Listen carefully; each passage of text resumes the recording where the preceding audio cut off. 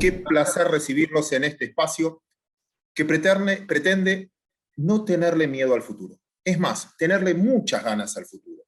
Ganas de estar preparados para progresar individualmente, como emprendedores y también como empresas consolidadas, siempre respetando el hábitat en el que vivimos, para mejorarlo lo que más podamos. Y ese es el hilo conductor de estos 3 días con Vima. Respetando nuestros recursos humanos, respetando nuestros recursos naturales y haciendo lo mejor posible para potenciar nuestras posibilidades. Nuestro mercado, nuestro objetivo, es ser la infraestructura que conecte nuestras raíces, nuestro pasado, con nuestro mejor futuro posible. Y ese es el objetivo.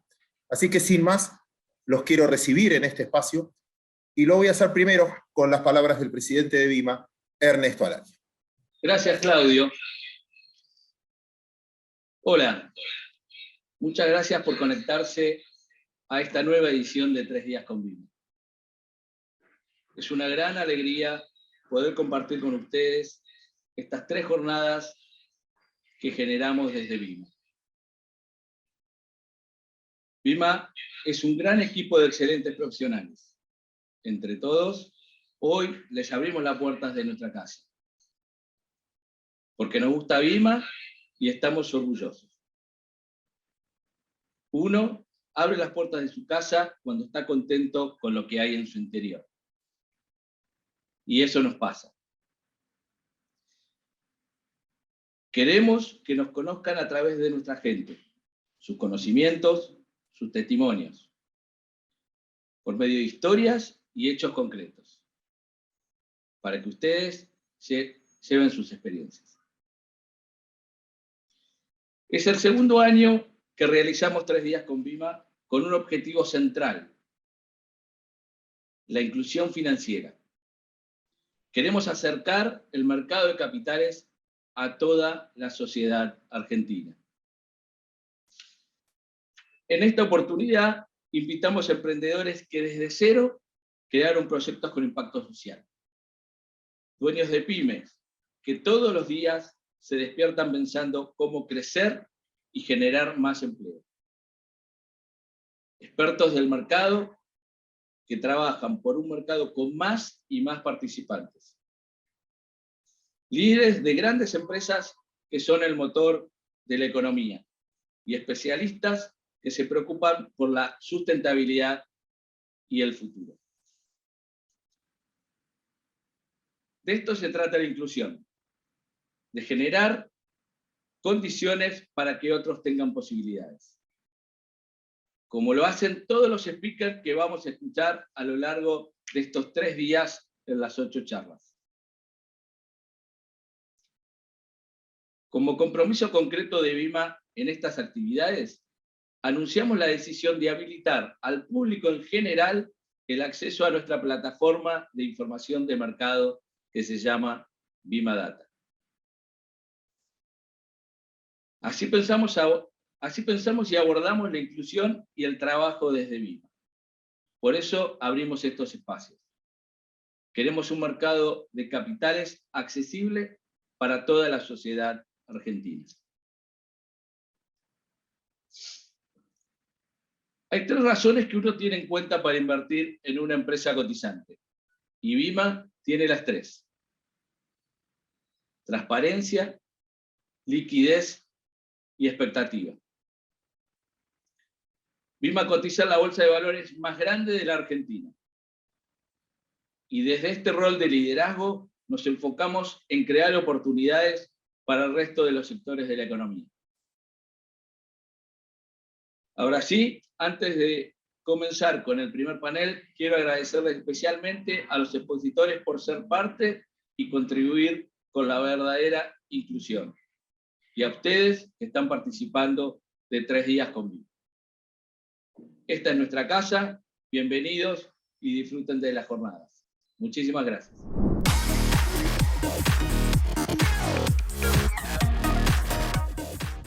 Y le damos la bienvenida, les pido que enciendan su cámara y su micrófono, a Silvia Torres Carbonell.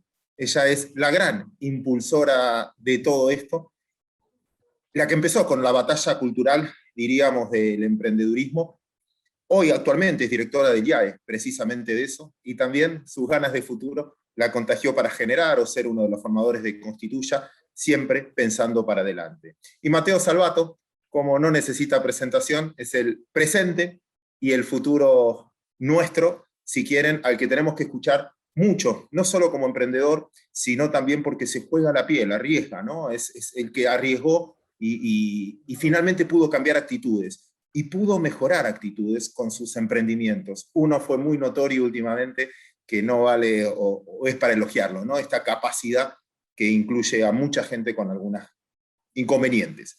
Silvia, empezamos contigo. No te voy a hacer una pregunta porque sería irrespetuoso.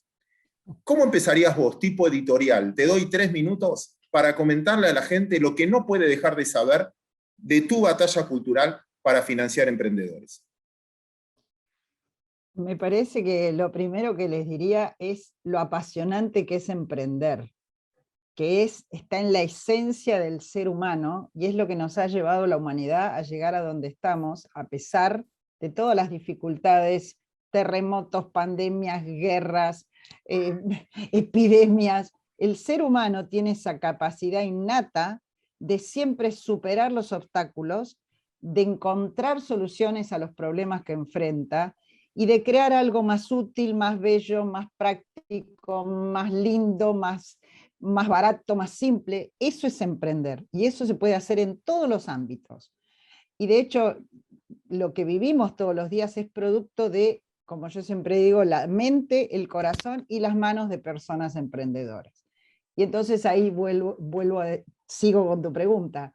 ¿Cómo no financiar y ayudar a esos emprendedores en esa enorme tarea que tienen de construir una vida mejor? Porque el emprendedor no crea productos y servicios para sí mismo, lo crea para otros. Y de hecho, para mejorar la calidad de vida de las personas. Y de hecho, las empresas cotizantes con las que Vima tiene tanta relación, son producto de emprendedores. Si uno mira sus historias, seguro en sus inicios empezaron siendo emprendedores con sueños que pusieron esos sueños en marcha. Y la clave es nunca dejar de ser emprendedores e innovadores. Silvia, te repregunto ahí. Cuando uno, y vos sos inversora Ángel también, cuando decidís invertir, ¿invertís en una persona o invertís en un proyecto hoy en día? Invierto en un equipo, que no es lo mismo que una sola persona. En un equipo que puede estar liderado por una persona, por supuesto, pero tiene que tener la capacidad de ese equipo de tener digamos, la multiplicidad en todos los ámbitos para poder ser un equipo que lleve adelante un proyecto. Hay una gran frase que decía el fundador del Venture Capital o del capital de riesgo, que se llamaba Driolet, que decía: es mejor invertir en un equipo A con una idea B que en un equipo B con una idea A, porque el equipo A puede transformar la idea B en A, pero un equipo B puede destruir una idea A. Entonces, creo que con eso te contesto. Por supuesto que después hay que mirar la potencialidad del mercado, el tamaño de ese mercado, la tecnología que usan, la viabilidad de las propuestas, el conocimiento sobre el problema, la competencia, pero todo eso es lo que lleva adelante un equipo. Dale, te dejo descansar un poquito porque vamos a meternos nos vamos a meter en ese mundo, sobre todo para muchos emprendedores que nos están escuchando, cómo tienen que aprender, en este caso, a mostrarse como equipo, si te escuché bien, para que conseguir inversores. Y hablando de eso, Mateo, ahora sí, bienvenido formalmente, mi gran admiración, te lo expresé muchas veces. Por favor. Te doy esos 3 minutos para que le cuentes a la gente qué no puede dejar de saber. Mira, primero, toda la admiración es mía, Claudio, para ambos. Para vos, ya lo sabés, ya te lo he dicho, y para Silvia también se lo he dicho varias veces, así que ya lo saben, pero nunca es una mala oportunidad para decirlo en público. Gracias por la oportunidad de estar acá, gracias a Vima, estoy muy contento, así que nada, y gracias por la introducción también. Bueno, mira, la verdad que con respecto a lo que venimos hablando, me encantó la respuesta de Silvia, como siempre. De hecho, en realidad es medio injusto, porque muchas de las respuestas yo las aprendí de Silvia, entonces claro que me van a encantar porque respondo cosas parecidas, pero obviamente coincido ampliamente con que lo más relevante siempre desde el punto de vista del emprendedorismo es el equipo. Pero porque yo creo que, digamos, hay hay varias características interesantes a tener en cuenta, ¿no? Cuando uno hace el fronting, porque a veces, muchas veces más que nada los que somos técnicos, ¿no? Que ahora la tecnología está como muy fuerte y como que uno se relaciona mucho, aunque también es interesante charlar de que no solamente emprender tiene que ver con tecnología, se puede emprender en mil otras cosas, pero ahí está muy ligado. Los que somos técnicos, y me incluyo, por eso digo somos, a veces no es cierto el prejuicio que somos todos cuadrados, pero a veces somos un poco cuadrados. Y a veces como que creemos que la tecnología es lo primero y la comunicación o el fronting o cómo mostrarlo, cómo desarrollarlo, cómo desplegarlo no es tan relevante, es más importante la tecnología. Y en realidad no, digamos, yo me quedo 100% con lo que dice Silvia, digamos, bueno, la típica es muy conocida, ¿no? La de te pago 10 por una idea y 1000 por la implementación, ¿no? Digamos, yo siempre voy por ahí, pero como persona que casi sin querer me terminaron poniendo mucho como la cara visible de mi proyecto, yo trato de hacer un trabajo muy importante de constantemente destacar que uno, que es el que tiene por ahí, que es bueno, el honor de haber dado el puntapié inicial en un proyecto lógico, pero hasta ahí, o sea, yo háblalo, que es el proyecto más importante de Asteroid, mi startup, hoy existe y ayuda a 250.000 personas con discapacidad gracias a un montón de gente que no son yo. O sea, yo lo empecé, pero si no fuera por un montón de gente que apostó, empresas que invirtieron, sponsors, personas con discapacidad que apostaron, medios que lo difundieron, larguísimo, etcétera, y por mí, al final, Háblalo no existiría. Entonces, digamos, yo siempre veo como lo coincido ampliamente con esto de lo lindo que es emprender, y ahí vamos a poder ampliar mucho más, pero me quería quedar en esto que decía Silvia, ¿no? Lo lindo de lograr entender que todos somos la conjunción del esfuerzo de los demás con el esfuerzo propio, ¿no? Y ahí es cuando te abre realmente la cabeza y entendés que emprender es un camino. Primero, podemos hablar años, ¿no?, sobre esto, pero primero, que no tiene fin. Segundo, que es el camino, no el final, que esa es la más difícil de entender, más que nada cuando empezás a los 18 años es muy difícil de entender, pero es el camino y no el resultado. Y lo importante de siempre lograr las cosas gracias a los demás y no gracias a vos en su totalidad. Alguna que otra cosa tal vez, pero la mayoría de las cosas. Mateo, nos enseñaste, a mí particularmente, que la tecnología finalmente es una herramienta, porque a través de la tecnología incluiste gente y ayudaste no solo a la persona, sino a las empresas, a los que trabajan ahí. Y acá quiero hacer la derivada de la pregunta, la primera pregunta que te hacía como repregunta: ¿qué es nuestro mundo? En nuestro mundo, en el mercado financiero, o en el mercado bursátil, si querés, Sí. o BIMA, es separar la propiedad de la gestión. Una cosa es ser accionista. Yo puedo ser propietario porque tengo acciones de tu compañía, tengo acciones de donde Silvia me dice hay que invertir en este emprendedor o lo que fuera, y la gestión se la dejo a los que saben, que quizás es lo que nos estás induciendo vos, diciendo, bueno, yo llegué hasta acá, pero después necesito un segundo equipo, que es el que va a llevar adelante, y ahí te tenés que despojar de un montón de egos. Dame una vuelta por ahí, porque finalmente va a trascender aquel que sepa separar eso, ¿no? La gestión, o sepa arendar esa gestión. Es que claro, yo creo que me encantó la analogía. Yo creo que está muy ligado, o sea, es algo que tal vez es muy conocido en la típica de, bueno, el buen manager tiene que saber delegar. Y a mí lo que no me convence, no me termina de convencer la palabra delegar, sino que en realidad, digamos, yo no voy a venir a introducir teoría del management nueva de repente, pero digo, no me termina de convencer de decir aprender a delegar, sino es, digamos, aprender a, más que nada cuando empezás con un proyecto tan personal, digamos, como me pasó a mí, que encima era algo muy relacionado al trabajo de mi mamá, las personas con discapacidad, era como mi primer proyecto, era como algo muy personal. Es realmente entender, tampoco es le diría sacrificio, ¿no? Pero es abrir las puertas a entender que si vos no sos capaz de no delegar, sino contagiar a otras personas con amplias capacidades resolutivas y demás, para que sientan, no solo sientan, sino que realmente el proyecto sea de ellos, digamos, y no sea tuyo, sino que no digan que están en el proyecto de Mateo, sino que están en su proyecto, digamos, y están laburando para su proyecto. Si no logras hacer eso, en el corto plazo le estás cortando las piernas al proyecto. Entonces, al final del día lo estás perjudicando más. Si vos te quedás en el ego que es difícil igual, no lo estoy subestimando, porque cuando uno empieza, no es como, el proyecto es mío, es muy complicado. de repente, de vuelta, no es soltar, pero abrir la cancha y meter gente y confiar y acercar. Pero por eso, digamos, de vuelta vuelvo a lo que decía Silvia, lo más importante son los equipos. O sea, no, tampoco llega a ser la idea, obviamente es súper relevante, y la ejecución, pero lo más importante es el equipo humano que está detrás, porque a mí me pasa eso, yo hoy sé que el equipo humano que fuimos construyendo de a poco para Asteroid, que es el que se encarga de sostener a Blalo, es un equipo que está comprometido con que laburemos para que la gente con discapacidad viva mejor, digamos, y yo pongo las manos en el fuego por el equipo, porque sé que para ellos Háblalo es de ellos, no es el proyecto de Mateo. Y yo creo que eso es lo más fundamental a lograr construir, definitivamente. No desde un punto de vista de delegar tareas o responsabilidades, sino lograr construir una comunidad y una sensación de pertenencia para con el proyecto que uno empezó. Igual, me voy a basar de la respuesta de Mateo y quiero en esto preguntarte. También casi como una catarsis de nuestra área. Muchas veces nos ven al mercado como el destino final. Bueno, vos desarrollás, crece la compañía, hay inversores ángeles y después termina la historia porque la vendemos en bolsa. Y siento que cuando la comprás, cuando una empresa sale a la bolsa, Ready, no sé, un montón, corremos el riesgo de que sea en nuestro idioma el empome. Es como que somos los últimos que compramos. Entonces, quiero que me enseñes, en este caso, ya que siempre diste esa batalla cultural, cómo entrar desde el comienzo. Cómo no esperar hasta el final del proyecto cuando ya está todo jugado, sino eso que hacen ustedes de forma más de mercado, ¿no?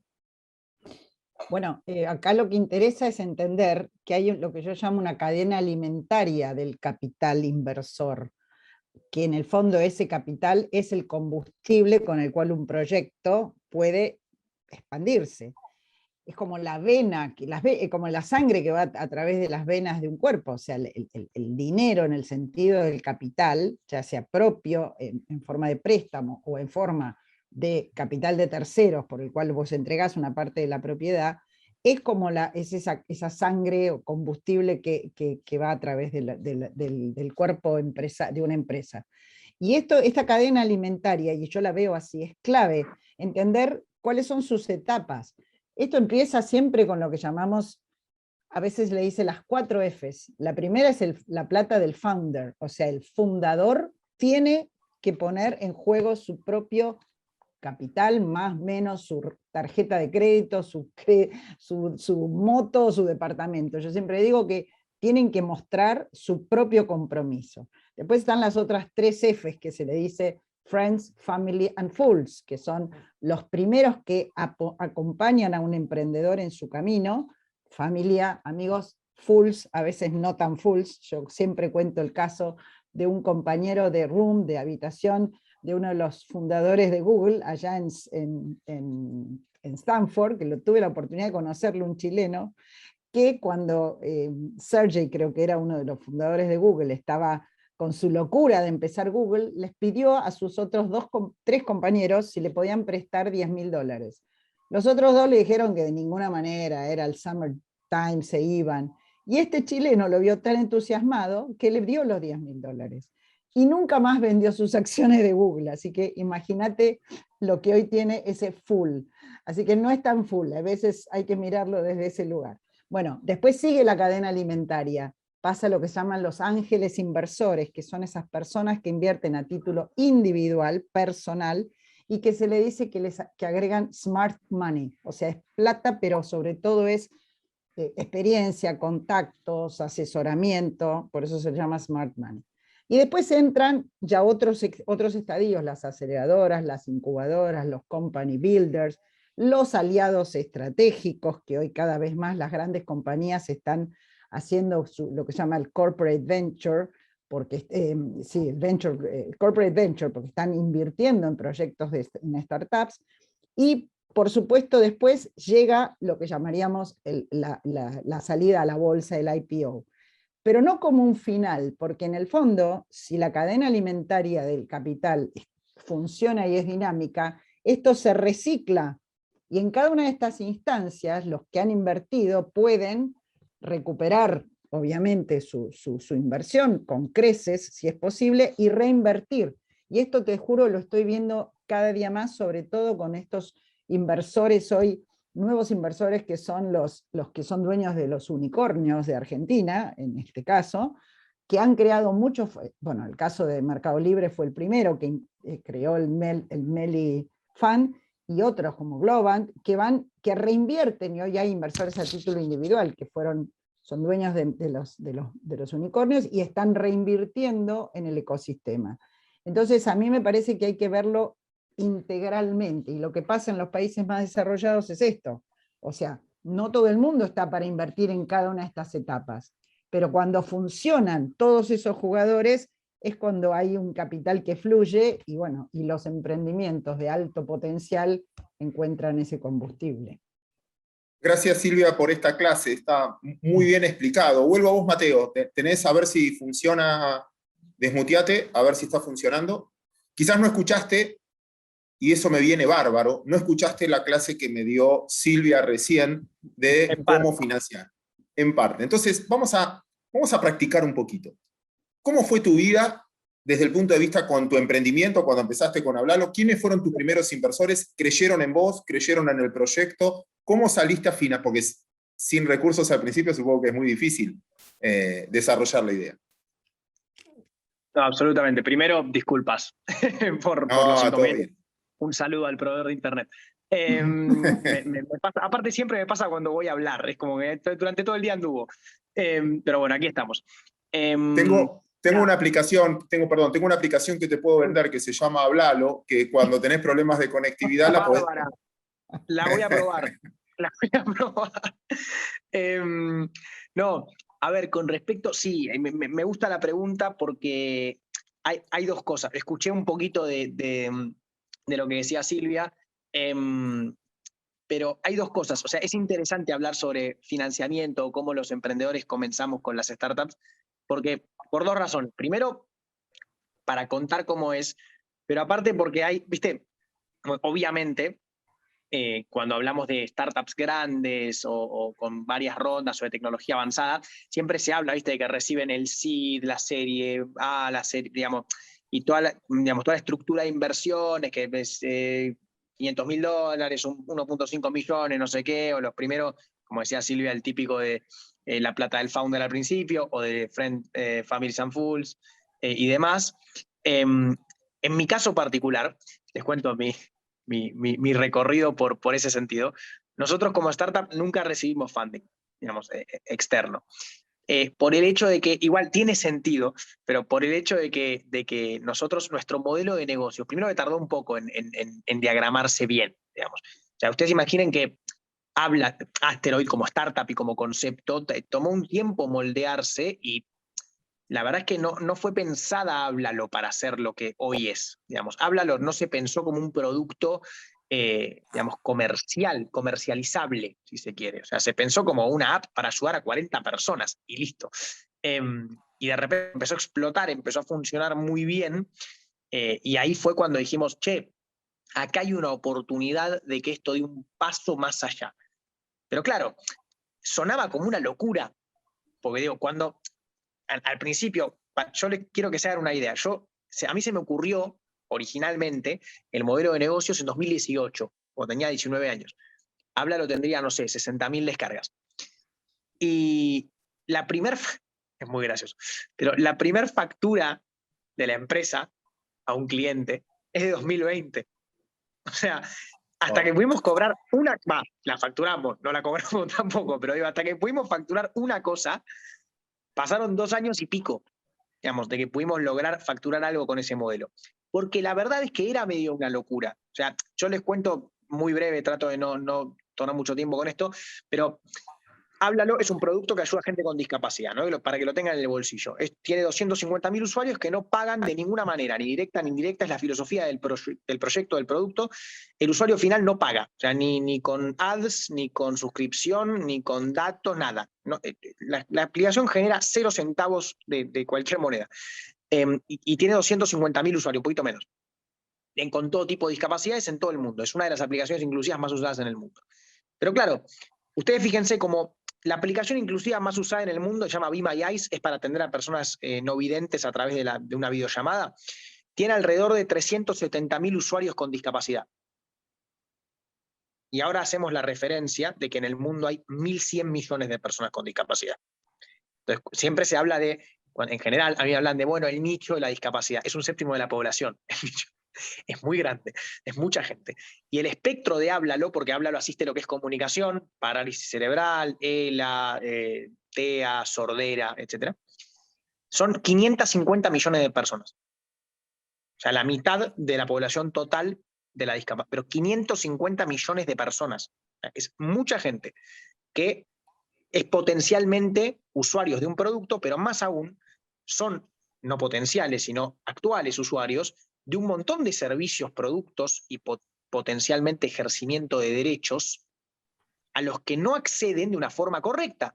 Entonces, una persona con sordera en Kabul tal vez no conoce Háblalo, no la usa porque no tenemos todas las buenas versiones adaptadas al árabe, etc. Pero seguramente va a ir a comprar a un supermercado, seguramente necesita consumir un producto, hacer un trámite en una oficina gubernamental.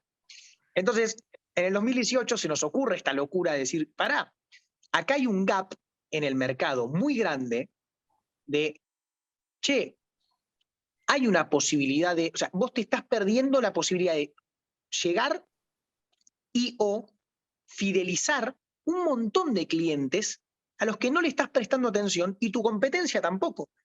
Pues estás virtualmente, hablando mal y pronto, perdiendo plata. O sea, estás perdiendo una oportunidad de hacer algo mejor, de mejor calidad, y tener una retribución mayor para tu modelo. Si hagas lo que hagas, vendas hamburguesas o seas una compañía de seguros o seas el Estado, peor, porque ahí, si sos el Estado, no estás dejando que ciudadanos ejerzan sus derechos. Si una persona no puede denunciar, no puede ejercer su derecho a reportar un crimen, digamos. Entonces, es mucho más grave.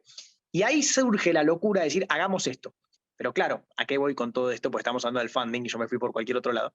Que en ese momento era una locura, nadie nos prestaba atención. O sea, fue muy complicado evangelizar lo suficiente. Por eso, hay muchas veces me dicen, no, bueno, ¿qué hace este pibe todo el tiempo en los medios? Yo siempre digo, para eso era.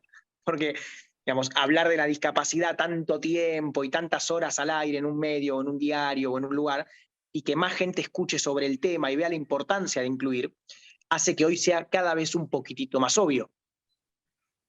Entonces, lo que nosotros logramos hacer hoy, que de vuelta no va a durar para siempre, obvio, pero es sostener una estructura. Hoy tenemos de clientes a Nespresso, Samsung, el Banco Santander, Rimax, bueno, Más Visión, etcétera. Vamos sumando cada vez más clientes, por ahora operativamente en la Argentina, pero muy pronto en el resto de Latinoamérica. Y se sostiene, ya pasó el break-even por suerte de la compañía, no nos fundimos el año pasado, pegó en el palo, y hoy nos sostenemos, o sea, somos un ejemplo de cómo con plata, o sea, primero empecé yo solo, porque era yo solo, laburaba 3 trabajos y con los 3 sueldos pagaba Háblalo, la empresa, o sea, la inversión, y después mis otros 3 socios invertimos todos juntos y hoy la empresa ya es solvente por su cuenta. Pero es un ejemplo medio raro porque yo justo tengo un modelo de negocio bastante particular. Por eso me tomé el tiempo, perdón, Claudio, por lo largo que lo hice, pero para contarles de qué se trata. Buenísima la historia. Y Silvia, me presento un desafío ahora a lo que me enseñabas al principio, que es lo siguiente. Mateo lo logra, entre otras cosas que él describe, y esto es ahí donde me enseñes ese gap que puede haber. Primero, no solo porque él creyó mucho en su proyecto, sino tuvo resto para aguantar esos 2 años hasta su primer factura. Y eso hay otros que quizás no lo tengan. Y segundo, la habilidad. Él comentó su injerencia en los medios, porque tiene un carisma espectacular, porque lo escuchás y te dan ganas de seguir escuchándolo. Entonces, ahí sí la habilidad personal, como yo te preguntaba al principio, cuenta, porque si tuviese un carisma menor, o no sería tan expresivo, o no contagiaría tanto, quizás no hubiese conseguido los clientes que consiguió. Entonces, ahí me ponen el dilema de lo que te escuché al principio, más la habilidad personal de él, porque independientemente de la compañía, hay mucho de él ahí. Absolutamente. Y esto es lo que hablaba yo al principio, de la capacidad del equipo, en este caso el fundador con su equipo, de contagiar, de convencer. Y acá hay una cosa muy interesante con el modelo de Mateo, que yo cada vez lo estoy viendo más, que son formas novedosas de financiarse. En el fondo, fíjate que Mateo no recibe ni plata de sus usuarios beneficiarios, ni de un inversor externo, pero sí recibe de lo que yo te los nombré los aliados estratégicos, porque en el fondo todas esas empresas a las cuales Mateo hoy les cobra un fee, una suscripción, son sus aliados, porque en el fondo, a través de la aplicación de Mateo, pueden lograr extender su capacidad de llegar a otros clientes. En este caso lo hacen por eso, más seguramente todo el tema de la responsabilidad social y del tema de la inclusión, que hoy, gracias a Dios, se está poniendo de moda, diría yo. Entonces, esto también yo lo estoy viendo en muchos casos, que no es solamente, hay otros modelos como el crowdfunding, que es lo que se llama el microfinanciamiento colectivo para proyectos, para distintos proyectos. Hay emprendedores que, eso empezó en Estados Unidos y hoy acá también se puede hacer, que es el microfinanciamiento o lo que llamás una venta anticipada. Entonces te financiás con el resultado de esa venta anticipada. Lo que quiero decir es que todo esto de nuevo vuelve a lo mismo que vos me preguntaste. Depende de la capacidad del emprendedor, de esa mirada amplia, de innovar, de encontrar formas distintas, disruptivas, pero además de tener un propósito, porque yo te aseguro que cuando los emprendedores muestran el propósito y lo llevan en la sangre y en la piel como lo tiene Mateo, absolutamente contagian y consiguen sus inversores. Más allá de que hoy aparte hay todo un grupo de lo que llaman inversores de impacto, que es una categoría dentro de los inversores de riesgo, llamarlo así, que se llaman inversores de impacto, que cada día más están justamente mirando este tipo de proyectos, ¿no? Déjame meterme en ese tema para los dos, ¿no? Para los dos esta pregunta, que en realidad es esto de impacto y es parte del objetivo de estos 3 días también. ¿Qué es? Yo esto lo viví mucho, quizás porque soy el más grande acá en esta reunión, que es, invertís en buenos proyectos, pero no en gente confiable. Y después no, distribuye mal, te paga mal, mienten los balances, te sentís desilusionado por el sistema en lo que presentaba un buen negocio. Y de repente la transparencia de personas que le va mal, pero tienen la capacidad.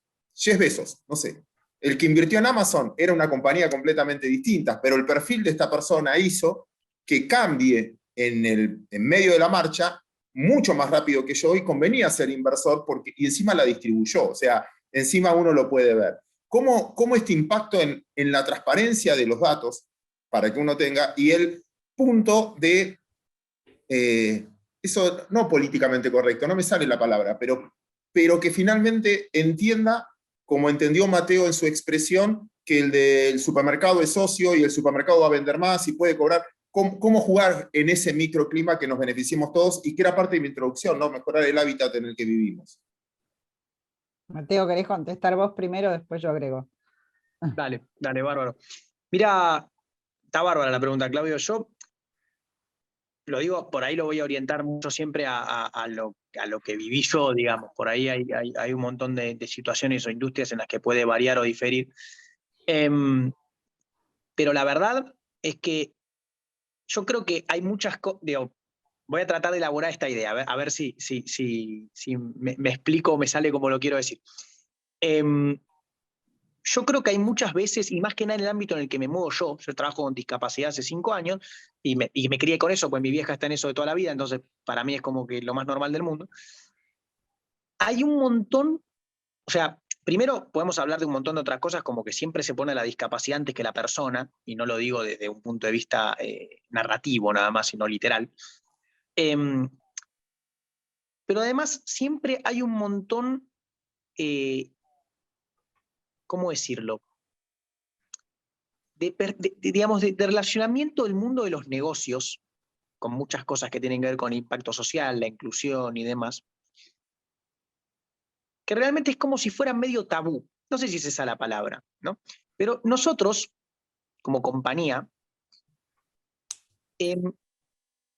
realmente lo que venimos a traer es tratar de patear un poco el tablero en el mercado y decir, che, si a las personas con discapacidad pueden acceder a más productos y servicios, nos va a ir mejor a todos. Porque al final del día, nos guste o no, el capitalismo es el modelo social instalado vamos a decir que funciona, yo estoy convencido que funciona, digamos, tiene alguna que otra falencia, podríamos mejorar ciertas cosas, total, pero funciona y está instalado, con lo cual vamos por ahí. Pero claramente, dentro de esas falencias o carencias, mejor dicho, que tiene estas ciertas cosas. O sea, no podemos negar que es un error arrastrado durante las décadas, no por el capitalismo como tal, sino por la sociedad en general, que una persona con discapacidad no pueda denunciar en pleno siglo XXI, digamos, o que no pueda comprar una hamburguesa tranquilo, digamos. Es realmente un problema grave al que todos deberíamos mirar, ¿no? Pero con simplemente quedarnos en la queja, ¿no? Digamos, en la acción pasiva, si se quiere, de sentarnos a decir, no, qué mal que está la sociedad, porque es al revés. Si uno logra tratar de entender cuáles son los códigos para los cuales hay que tratar de explotar, si se quiere, y no me da vergüenza decirlo de esa manera, para tratar de introducir un tema y que ese tema sea empujado por la inercia misma de esa sociedad instalada, cuando logras craquear eso, puedes introducir cualquier cosa. Pero lo que nosotros venimos a decir es, por eso dijimos, con todo respeto a las ONG, y lo digo, pero no queríamos ser una ONG o vivir de donaciones. De hecho, tenemos canales de donaciones y no dona nadie porque no los promocionamos. Sino decir, nosotros no queremos más que para el mundo corporativo la inclusión sea una donación, sea un, bueno, le dedico el 2% del revenue y no sé qué, y le dono, y bueno, porque hay que hacerlo para quedar bien. Nosotros, porque la única manera de lograr escalar como deberíamos, porque recordemos, la aplicación más usada tiene 370.000 usuarios, Háblalo tiene 200 y pico mil, y hay 550 millones en comunicación y 1.000 millones de personas con discapacidad. O sea, hay un gap, pero impresionante. ¿Cuál es la única forma? Si las startups que nos va bien, llegamos a un par de cientos de miles de personas, ¿cuál es la única forma de llegar realmente a hacer un cambio? Que sea rentable, que sea un negocio. Y no está mal que o sea, digo, ese es el tabú que por ahí no nos animamos a decir. Qué buen título para este panel es ser honesto, transparente y hacer las cosas bien es un buen negocio. Totalmente, es que realmente, mientras más gente, el capitalismo es así, mientras más gente pueda entrar en la rueda y le funcione, mejor nos va a ir a todos. ¿Por qué? Mientras más personas pueden ir a comprar cápsulas de café a Nespresso, mejor le va a ir a Nespresso, las personas con discapacidad van a tener una mejor experiencia, no solo en Nespresso, sino porque Nespresso está en un shopping, con lo cual el local de al lado va a decir, che, pará, ¿cómo, por qué van ahí y acá no? Ah, listo, entonces lo pongo yo. El capitalismo, la competencia. Entonces, se genera el contagio, a las marcas les da un valor agregado, a las personas con discapacidad les da un valor agregado, y a nuestra startup nos permite financiarnos y regalar el producto. Con lo cual, todo el mundo gana. No hay ninguna parte de la rueda donde alguien pierda, y así es como nosotros proponemos transformar la inclusión en un negocio con un ROI alto. Entonces, que vos no me estés gastando en inclusión, estés invirtiendo, y yo te devuelva el ROI, y vos digas, me sirve. Muy buena respuesta. Sil. Sí, es exactamente eso. Es el concepto de se puede hacer negocios haciendo el bien. Y esto para mí es central. Es central. Y esto es lo que lo hace sostenible en el tiempo. Y si vos mirás hoy, y esto está pasando, todo lo que es el mundo de la publicidad, las empresas lo que antes en muchos casos gastaban en publicidad para atraer a esos clientes, hoy con estos modelos colaborativos, como lo que está hablando Mateo, están haciendo esa inversión, que ya la hacían, pero una inversión que por el otro lado les trae más clientes, pero además hace el bien. Y eso mira, yo lo veo, yo hace más de 22 años que estoy con emprendedores, imagínate la cantidad de emprendedores que conozco, que he tenido sentado acá en mi mesa del comedor, y cada vez veo más emprendedores con propósito. Y eso es, en el fondo, como dijo Mateo, es volver a la esencia del capitalismo y del empresario. Mira, tengo acá un librito de Juan Bautista Alberdi que amo, que me lo mostró mi marido, que estoy acá en una biblioteca enorme, y Juan Bautista Alberdi hablaba del empresario como el héroe en las sociedades, en las repúblicas sudamericanas que se estaban creando, pero para que sea un héroe, era una persona que construía valor para otros, y en él construir valor para otros por supuesto que capturaba valor para él, para su equipo, para su gente, pero, y además lo hacía, y una cosa clave, sin entrar ni en corrupción, ni en prebendas, ni en nada que tuviera que ver con algo incorrecto. Y decía Alberdi, no me acuerdo las palabras justas, su bien particular siempre estaba digamos, en consonancia con el bien común. Y si volvemos a eso, yo creo que esa es la esencia de cómo salimos de nuestra pobreza y de la grave situación que nos pasa en nuestro país, porque es la forma en construir el empleo genuino, en construir, en generar la riqueza que después, a través de los impuestos, un Estado debe crear bienes públicos, eso lo hablamos en Constituya y vos estás ahí también. En fin, creo que es todo un tema muy importante y hay que confiar en los emprendedores y generar esos vínculos de confianza y creer en la transparencia. Y lo último que digo, la tecnología, porque esto que hace Mateo era imposible hace unos años, porque ¿cómo llegas a 550 millones de personas con una solución de esta naturaleza? Ni a 250.000. Hoy tenemos entre manos tecnologías que nos permiten resolver graves problemas, masivamente problemas de la humanidad, a costos impensados hace unos años, pero lo que hay que tener es la mirada y la visión y decir cómo detecto esos problemas, como lo detectó Mateo a través de su madre maestra de discapacitados, y encontrar cómo a través de esa tecnología busca una solución creativa y colaborativa para solucionar estos grandes problemas.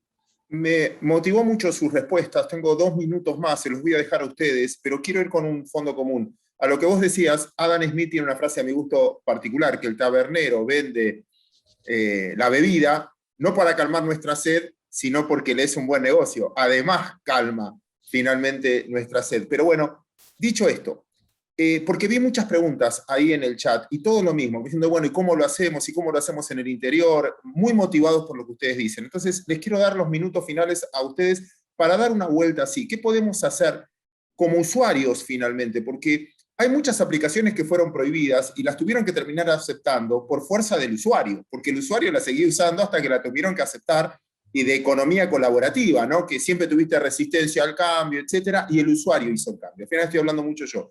¿Cómo podemos hacer? Y si podemos dejar un mensaje final, sobre todo para la federalización de muchos de los que nos están escuchando, ¿cómo podemos cambiar la mentalidad para hacer esto inclusivo? Esa batalla cultural que siempre hablan ustedes. Silvia, ¿querés decir vos? No, dale, Bueno, te dale, dejo. dale. Volví con el fondo. Bueno, a ver. Yo voy a decir algo. Lean el libro de Mateo. Ya ahí van a tener un camino.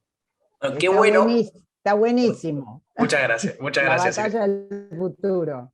Estaba pensando cómo hacer para hablar sobre mi libro sin pasar el chivo tan descaradamente. Así que muchas gracias. Parece que hubiera salido coordinado. No, pero de verdad, yo iba a citar, no para pasar el chivo, solamente igual lo pueden comprar, pero no solamente por eso, sino porque nosotros con mi hermano hace un tiempo justamente nos planteamos esto mismo que estaba leyendo en el chat, sobre cómo hacemos. Claro, está bárbaro el concepto, la teoría está impecable, pero ¿cómo se hace esto? Y la verdad es que probablemente mi respuesta sea poco satisfactoria y pido disculpas al público antes de decirla. Pero el libro que nosotros escribimos tiene 200 páginas, donde lo que dice es el cambio. Nosotros estamos acostumbrados a que el cambio es de arriba para abajo, muchas veces. Digamos, y en los tiempos que corren no va a pasar nunca más eso. O sea, digo, no va a suceder tan simplemente que de repente vamos a optar por la ciencia y la tecnología y de repente va a haber políticas públicas a largo plazo, políticas de Estado en inversión en ciencia y se van a modernizar las currículas. La única manera de que esto suceda hoy en día, como lo acaba de mencionar Claudio, o sea, hay aplicaciones que o servicios que trataron de ser prohibidos y por fuerza de los que los usamos dijeron, ok, tienen que estar, no hay otra. Con todo el resto va a pasar lo mismo, digamos. Y hoy, por eso citaba hacía mi autorreferencia con el libro, porque en la batalla del futuro justamente se plantea de esa manera. No hay que subestimarlo. La portada del libro, para los que no lo hayan visto, es un David digamos, justamente haciendo alusión a que no estamos en una batalla sencilla, estamos peleando contra un Goliat y tenemos todas las de perder aparte, no es fácil lo que estamos planteando. Todo esto que decimos, lo decimos con mucho entusiasmo y mucha seguridad con Silvia porque estamos en este ambiente y nos interesa transmitir esto que pensamos, pero realmente son cosas muy complejas, es muy difícil que lo logremos. ¿Pero por qué es difícil? A nivel capacidad, no es difícil a nivel capacidad, es difícil a nivel voluntad, porque es cada uno de nosotros haciendo un pequeño cambio de mentalidad al unísono, digamos, y entender que si nosotros nos apropiamos de la demanda de, che, no podemos educar pibes como si fueran a buscar trabajo en 1980, o che, no podemos no invertir en investigación y desarrollo para lograr transferencia, como hacen todos los países desarrollados, o etcétera, o no podemos no apoyar a las startups de tecnología que generan miles de puestos de trabajo. Cuando nosotros nos adueñemos de eso mismo y lo hagamos una bandera, como hacemos bandera de tantas otras cosas que también están bien, yo creo que ese es el momento en el que realmente vamos a poder patear el tablero. O sea, por eso digo que no es satisfactoria mi respuesta, pero sería muy responsable si yo les dijera, para mí hacemos esto y mañana somos potencia en tecnología. Para nada. Yo soy delirante, estoy convencido de que Argentina puede ser potencia en tecnología. Sé que no soy el único delirante, pero estoy convencido de que puede ser una potencia en tecnología, al menos regional, si no mundial, pero al menos regional. Pero eso depende del cambio individual que hagamos cada uno de nosotros. Mateo, millones de gracias por tu participación. Le voy a dar el cierre a Silvia para que saque la conclusión final. Gracias, igual ahí creo que quedó congelado. Lo único que agrego a lo que decía Mateo y a todos los que están participando y agradecerle todas las preguntas, espero haber interpretado bien y perdón a algunos que si no los incluí, es que es mucho más caro no dar esa batalla. Es mucho peor y sobre todo para los que tenemos hijos, no darla, esa batalla, si no se van a ir. Así que es un muy buen negocio, repito, tratar de incluir de esta manera. Silvia, te queda el 100. Yo voy a dar dos respuestas. Una más práctica, que es para preguntas de personas que están diciendo ¿y cómo lo hacemos? Bueno, primero, respecto al mundo emprendedor, por suerte hoy en Argentina hay un ecosistema emprendedor dinámico, a pesar de la situación económica, política, de los últimos 20 años desde que yo empecé con todo esto. Entonces lo que les propongo es acérquense a ese ecosistema donde están los emprendedores dinámicos, donde están las universidades que están con sus centros de innovación, los concursos de emprendedores. Entonces hay mucho movimiento, y investiguen, miren, busquen en internet, estén alertas, eso es lo primero. Eso es lo más práctico. Y lo segundo, yo para que sepan una idea, por ejemplo, yo tengo una red en el IAE de más de 500, lo que llamamos red de apoyo de emprendedores. Esa gente, que son la mayoría, son digamos, corporativos o que ya han tenido exitosas carreras, me agradecen tener la oportunidad de estar con estos emprendedores tipo Mateo todo el tiempo en ámbitos súper diversos, porque se enriquecen, y esa conjunción de la experiencia con la juventud, con la mirada hacia el futuro de que no tenés límite, puede mover montañas realmente. Y ahí mi cierre es exactamente así. Podemos construir un futuro mejor. Y no es cuestión de la mentalidad emprendedora, miren, tiene 3 características. No se inmoviliza frente a la incertidumbre. Bueno, difícil en el país que vivimos. No nos inmovilicemos. Transformemos la incertidumbre en riesgos y los riesgos en valor. Y todo con un propósito. Y yo siempre les digo a los emprendedores, y también se los digo a los inversores, emprendan e inviertan con valores y van a ser valiosos para la sociedad. Qué hermoso mensaje, Silvia, nos quedamos con ese cierre. Gracias, Mateo, de nuevo, ahí volviste y te veo.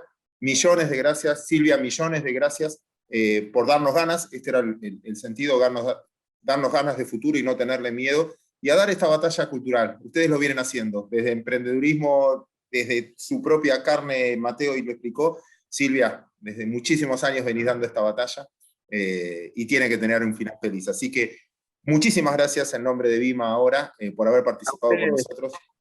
Gracias a ustedes. Gracias, Claudio. Gracias a la cantidad de participantes que están, vamos a ir ahora a hablar con una empresa consolidada ya, si quieren, cómo fue su historia, porque finalmente nosotros también compramos y vendemos historia. Nos reencontramos ahora.